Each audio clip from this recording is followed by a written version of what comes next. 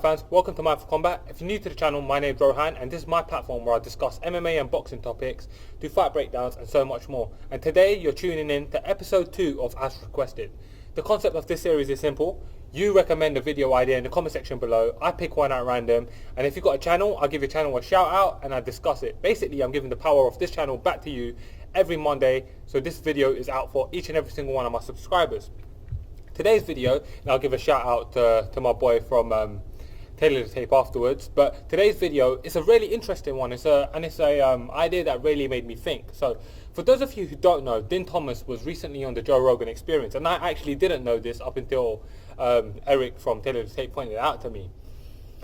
Din Thomas said when he's training fighters, he likes to categorize them in 4 different categories, which is the fighter, the athlete, the competitor, and the artist. Now those are how he looks at certain fighters, and that's what his take is on fighters. What I've been asked to do is state 4 fighters which I think fit into these categories, and which ones resemble or like demonstrate this category best. Now, going into this video, I've done some research and I had some thinking. I thought to myself, you know what? I feel like a lot of these fighters can fit into 2 of the categories, so there could be some hybrids. But for the purpose of this right now, I'm not going to go into the hybrids. I'm just going to try to keep it strict. Like, for example, this, just to give you an example of what I mean, I think someone like, for example, a Diaz brother could be both an artist and a fighter. That's kind of what I mean. They would also be considered an athlete because they're triathletes. So by definitions, they're artists. But anyways, let's get into the video. And this is my take on it. So guys, so firstly, let's go with the athlete. I think a fighter that best fits the role of an athlete would be someone like Chad Mendes. Chad Mendes was an incredible athlete.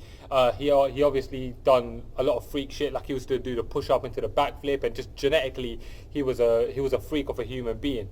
He was an incredible fighter, yes, but more so he was an athlete. And I feel like when we're looking at someone that's an athlete, we're not looking at someone who's now they might be outliers. Someone like Yoel Romero, who I would consider an athlete, who's got like an artist value to him as well. He's very explosive, his wrestling is beautiful, but we're looking at someone who I deem as being a particularly astonishing athlete, and maybe their game's evolved around that, his explosiveness, everything.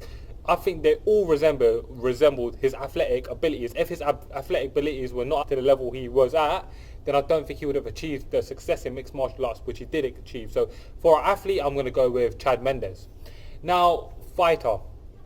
This one is really easy for me to pick out a fighter. I'm going to say the embodiment of a fighter in the mixed martial arts is Justin Gaethje. He's just an animal. That dude just loves to scrap. He loves to fight. He loves to get into those messy, crazy brawls. A fight that always gets me is his fight with someone like Dustin Poirier. Even though he lost that fight, you look at him, he was just in his face the entire time, taking horrible, painful shots, laughing, enjoying it. He loved it. He loves the war. Even the fact that he's got a skill set that is beyond just fighting. He could wrestle. He could take easier routes to victory, but he doesn't because he loves to fight. He's an animal. So Justin Gaethje is the embodiment of a fighter for me, a competitor.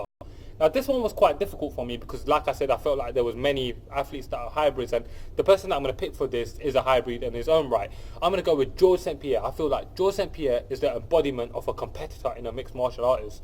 He was a competitor through and through. He used to devise careful game plans on how he used to come out and get the victory. He was, in every sense of the word, you can consider that man a competitor. Even when he come out of retirement, he didn't want a tune-up fight. He went up in weight class to fight Michael Bisping, who was the middleweight champion of the world, and a guy who had the most wins in the UFC at that time. He also said he wants to get that record back, and he wanted to kind of clear up his name and some of the stuff that's said about him in his career and some of the knocks. So for me, George St-Pierre is like the epitome of a competitor in mixed martial arts.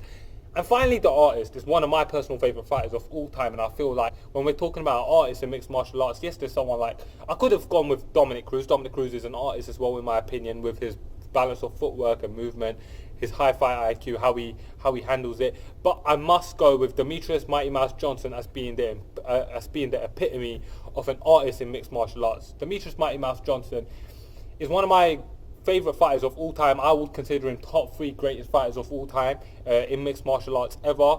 And just look at the stuff he used to do, his chain of sequences. It was always so beautiful. When you looked at Demetrius Mighty Mouse Johnson, it was almost like you was watching poetry in motion. The guy was a poet. He was an artist. He was absolutely incredible with with the way he fought. Look at his finish of Ray Borg. That one just absolutely blinding. And when you think about what he'd done in that fight, you just got to take a minute to appreciate that. Oh my God, Demetrius Johnson is absolutely astonishing.